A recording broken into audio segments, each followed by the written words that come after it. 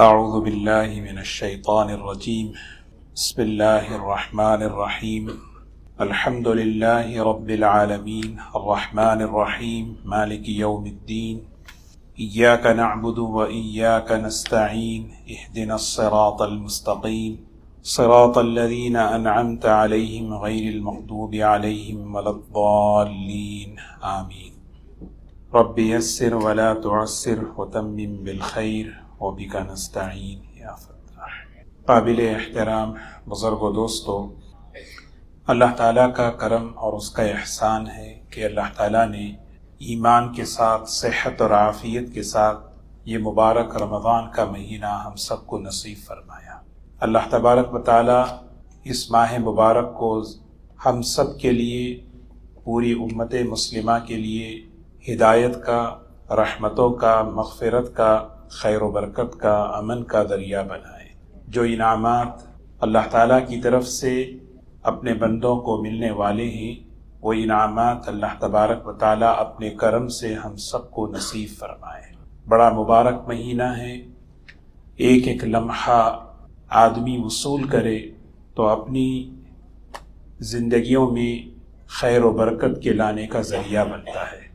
علامہ ابن جوزی رحمۃ اللہ علیہ فرماتے ہیں، قبر والوں سے اگر یہ سوال کیا جائے کہ تمہاری کیا تمنا ہے، تو قبر والے یہ کہیں گے کہ ایک دن ایک رات رمضان کا ہمیں مل جائے۔ اللہ تعالی ہمیں اس کی قدر کی توفیق نصیب فرمائے۔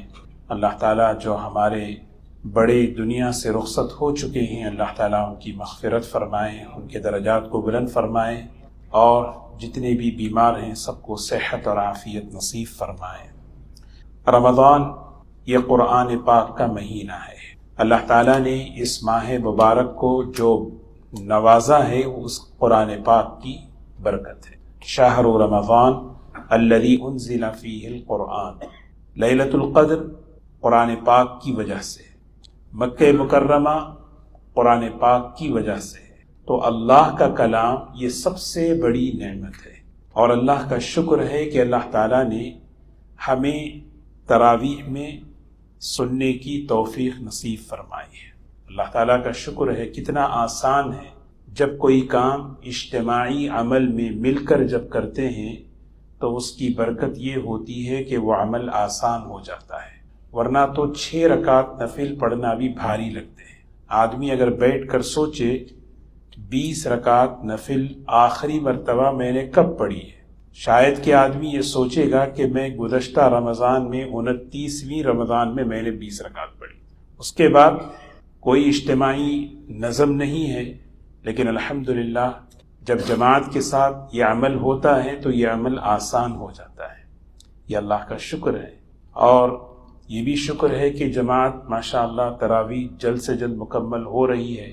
ایک وقت ایسا بھی گزرا ہے کہ اس وقت میں عشاء شروع ہوتی تھی، لیکن الحمدللہ اللہ تعالیٰ نے کئی نعمتیں اللہ نے نصیب فرمائی۔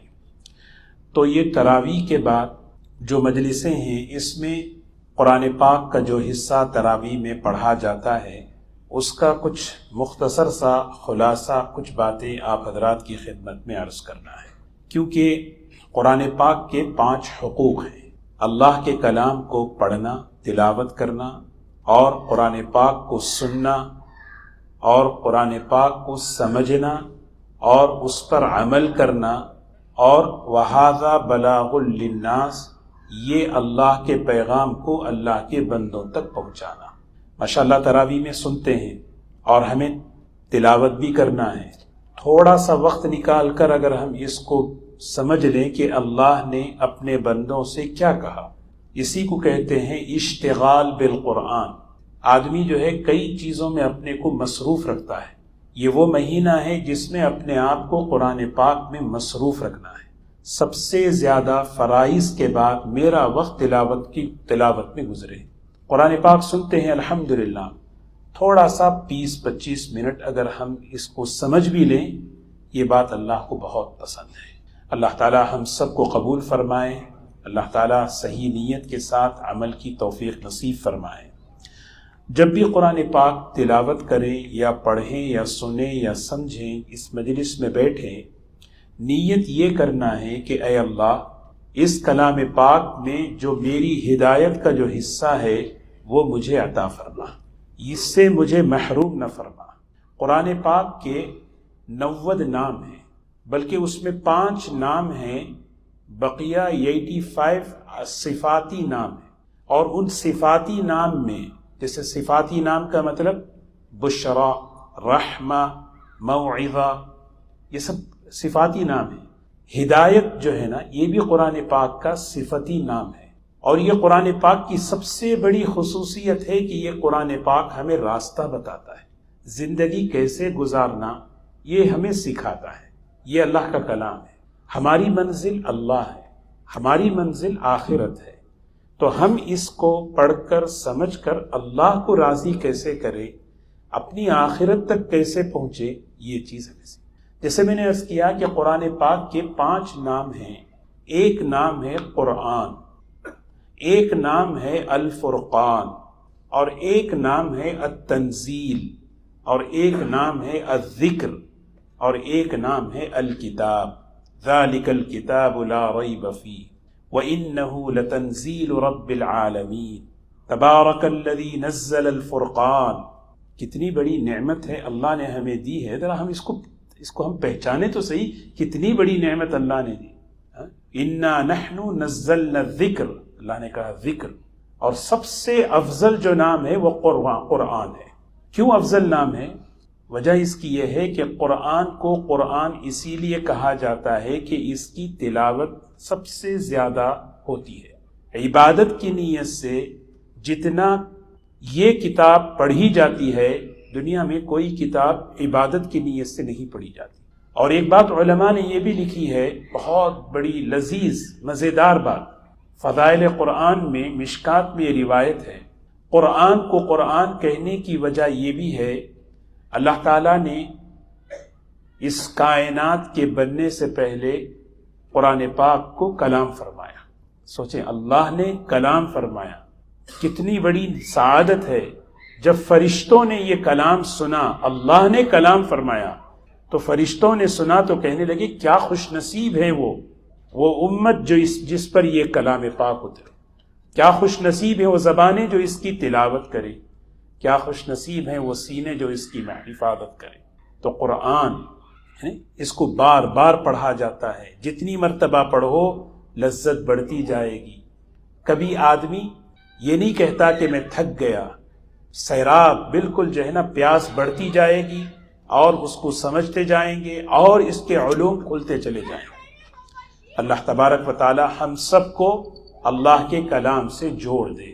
مقصد یہی ہے، یہ جو ہم تراویح کے بعد کوئی نہ کوئی ایک سلسلہ شروع کرتے ہیں، اس کا مقصد یہ ہے کہ اس کا مقصد یہ ہے کہ ہم اللہ کے کلام سے جڑیں۔ اللہ کے کلام سے جڑنا اللہ سے جڑنا ہے، اللہ کے کلام سے تعلق اللہ سے تعلق ہے، یہ اصل چیز ہے۔ تو جب بھی نیت کرے، معلومات اپنی جگہ ہیں، لیکن سب سے بڑا جو ہمارا مقصد میری زندگی میں یہ عمل آئے۔ تو آج الحمدللہ ہم نے جو تراویح میں جو حصہ پڑھا گیا اور ہم نے سنا ہے، وہ سورہ فاتحہ، سورہ بقرہ کا آدھا حصہ ہے، سوا پارہ الحمدللہ ہم نے سنا ہے۔ اللہ تعالیٰ قبول فرمائے۔ سب سے پہلی جو سورت ہے سورۃ الفاتحہ۔ اس سورت کو سورۃ الفاتحہ کیوں کہتے ہیں؟ اس لیے کہ اسی سورت سے قرآن پاک کی افتتاح ہو رہی ہے، اور یہی وہ سورت ہے جس سے نماز کی بھی افتتاح ہے۔ فاتحہ کے معنی کھولنا، قرآن پاک کھولو تو سب سے پہلے یہ سورت، اللہ اکبر کہو تو سب سے پہلے سورہ فاتحہ۔ اور اس کے کئی نام ہیں۔ ایک نام ہے سورۃ تعلیم المسئلہ۔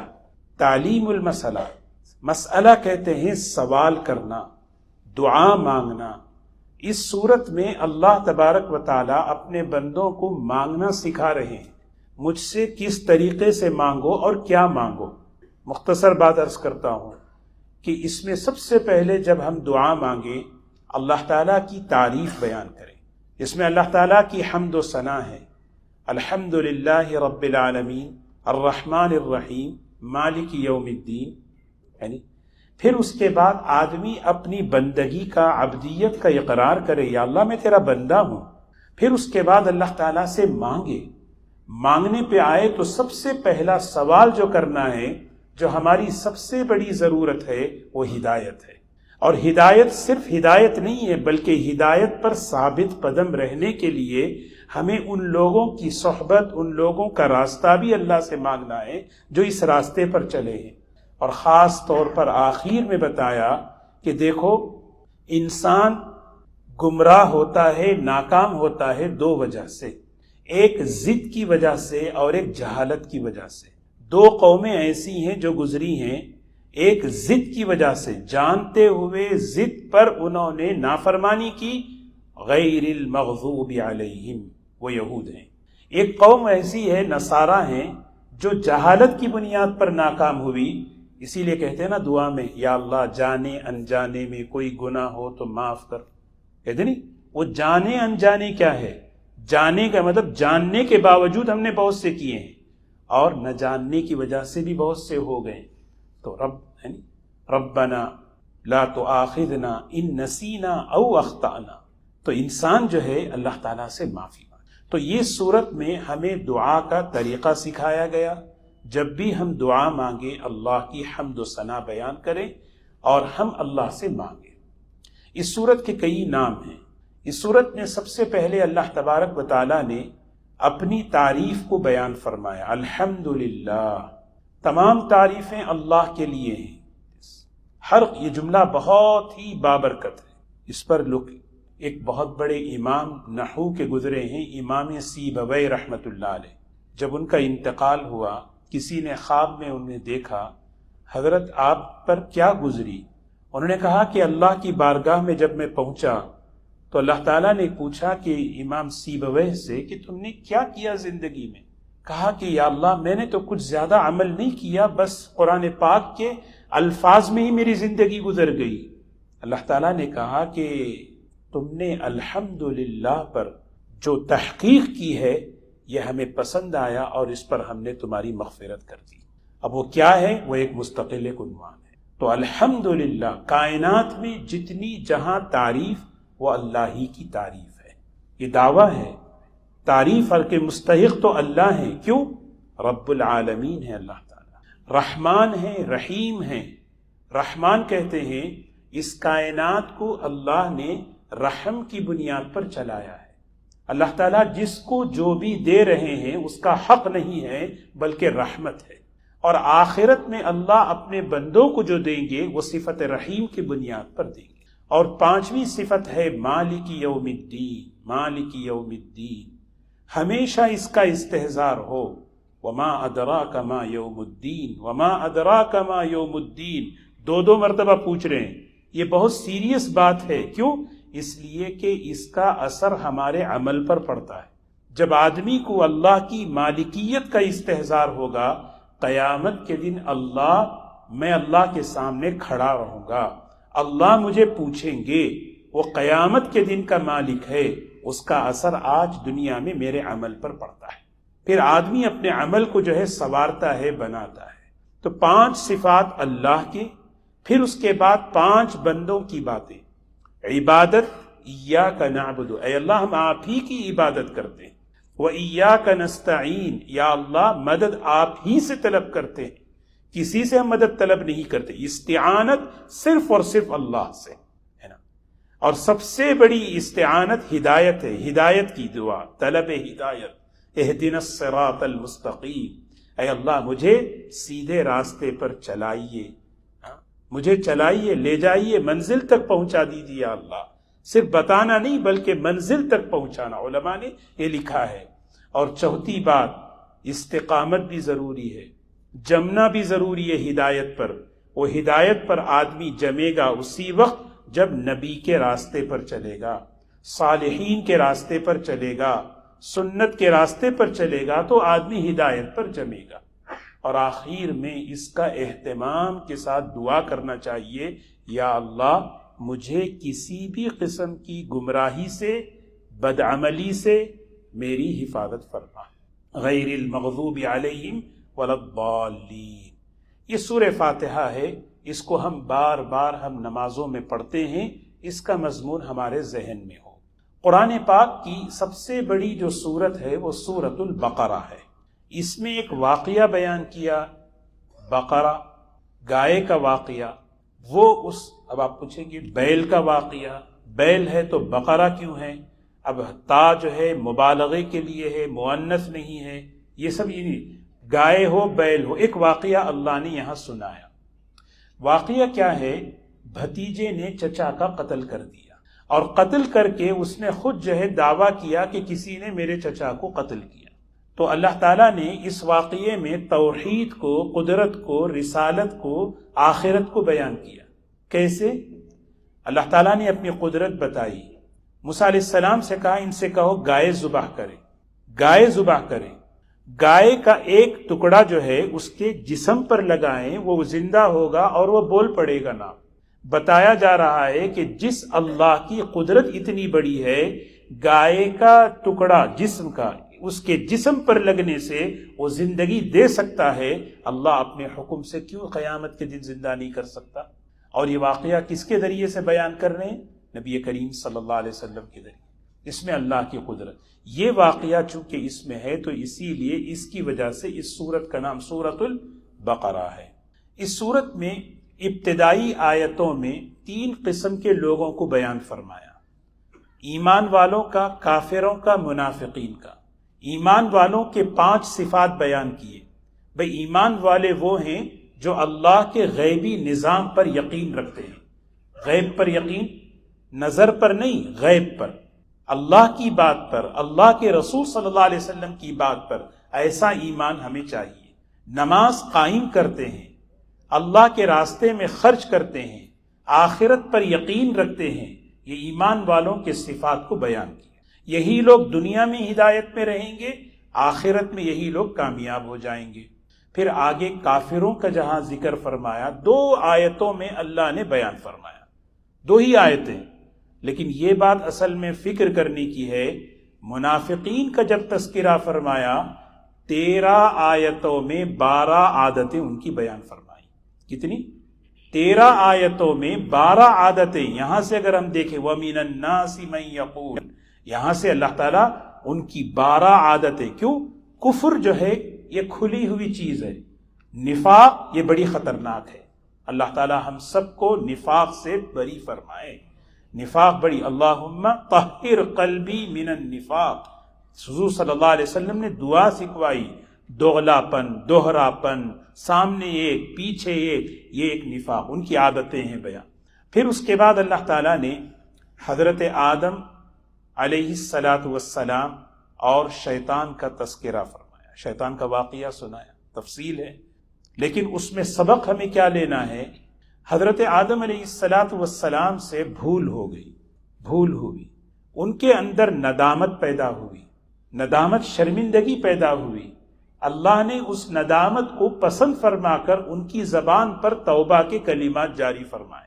آسمان سے سب سے پہلا پیغام اللہ کی طرف سے جو آیا ہے وہ ربنا ظلمنا انفسنا وَإِن لَّمْ تَغْفِرْ لَنَا وَتَرْحَمْنَا لَنَكُونَنَّ مِنَ الْخَاسِرِينَ، کیونکہ یہ کس پر ملا یہ انعام؟ ندامت پر۔ تو ہمیں آدم علیہ السلام کا واقعہ سنا کر کہہ رہے ہیں 2 باتیں، اب خاص طور پر رمضان کی جو راتیں ہیں، تنہائی میں 2 باتوں کا اہتمام کریں، ندامت کا، انابت کا۔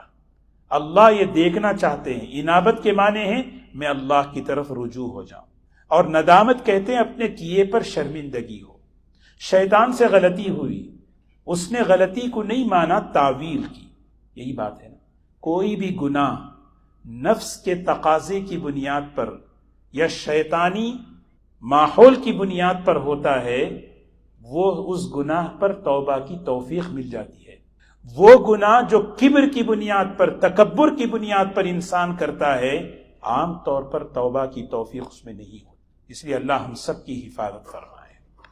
اب اس کے بعد جو ہے اللہ تعالیٰ نے بنی اسرائیل کا تذکرہ شروع فرمایا، یا بنی اسرائیل اذکروا نعمتی اللتی، یہ بنی اسرائیل کا واقعہ، تذکرہ ان کو سنانے کے لیے نہیں بلکہ ہمیں سنانے کے لیے کیا ہے۔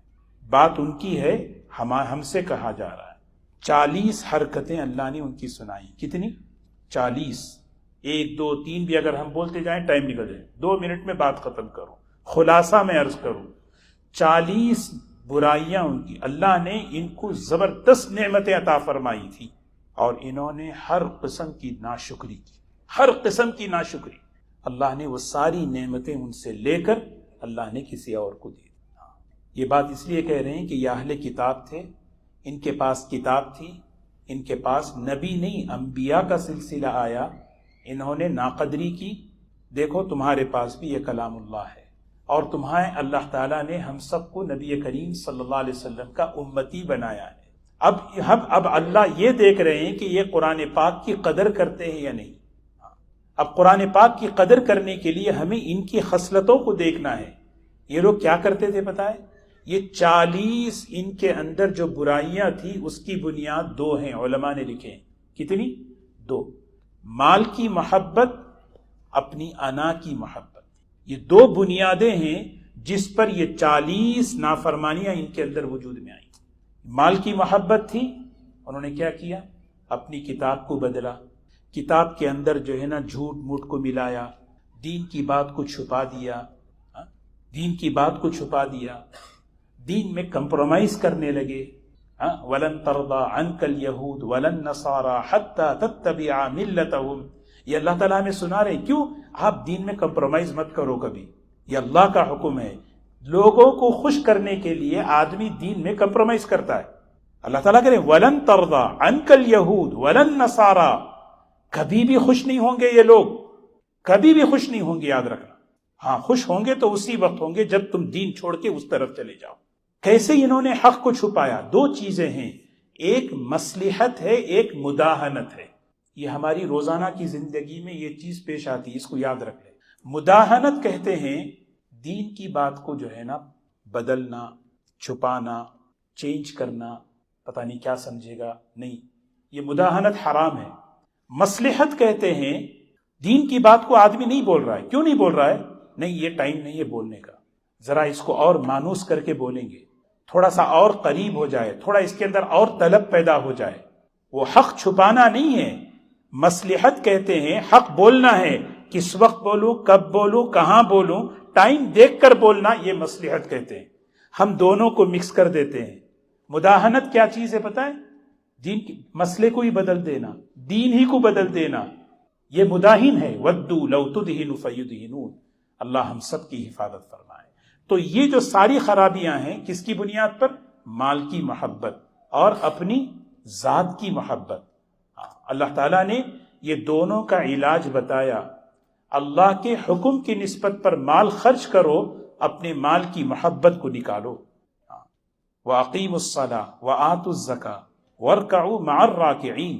یہ علاج ہے پورے بیماریوں کا۔ اگر دیکھیں اقیم الصلاۃ، نماز میں علاج ہے، میں بڑا نہیں ہوں۔ وآتوا الزکاۃ، میرے مال کی کوئی حیثیت نہیں اللہ کے حکم کے مقابلے میں۔ وارکعوا مع الراکعین، تواضع ہو، میں سب کے ساتھ رہوں گا، اٹھوں گا، بیٹھوں گا، سب کے ساتھ جڑ کر رہوں گا۔ یہ خالی چھوٹی سی آیت ہے، اس میں جو ہم نے پڑھا 3 بڑی بڑی خطرناک بیماریاں جو اہل کتاب کے اندر آئی، اس کتاب کا اس کا علاج اللہ نے بتایا۔ اللہ تبارک و تعالی ہم سب کو ان برائیوں سے، بیماریوں سے اللہ ہماری حفاظت فرمائے۔ پھر سیدنا ابراہیم علیہ السلام کا واقعہ سنایا، پھر ان کی دعائیں سنائیں۔ بہرکیف وقت ہو گیا ہے، انشاءاللہ مختصر ہی عرض کرنے کا وقت ہے۔ اللہ تعالی ہمیں قرآن پاک کی ہدایات اور انوار و برکات نصیب فرمائے۔ جیسا میں نے عرض کیا کہ ہم تھوڑا بھی سنیں، لیکن نیت یہ ہو کہ ہم اللہ کا کلام سن رہے ہیں، اس کو ہم توجہ سے سنیں، اس کو ہم لے کر جائیں اپنی زندگی میں۔ دعا ہے نا نبی کریم صلی اللہ علیہ وسلم کی، اے اللہ قرآن پاک کو میرے دل کی بہار بنا دے، میرے سینے کا اجالا بنا دے، میرے غموں کے دور ہونے کا سبب بنا دے۔ اللہ تعالی ہم سب کو عمل کی توفیق نصیب فرمائے۔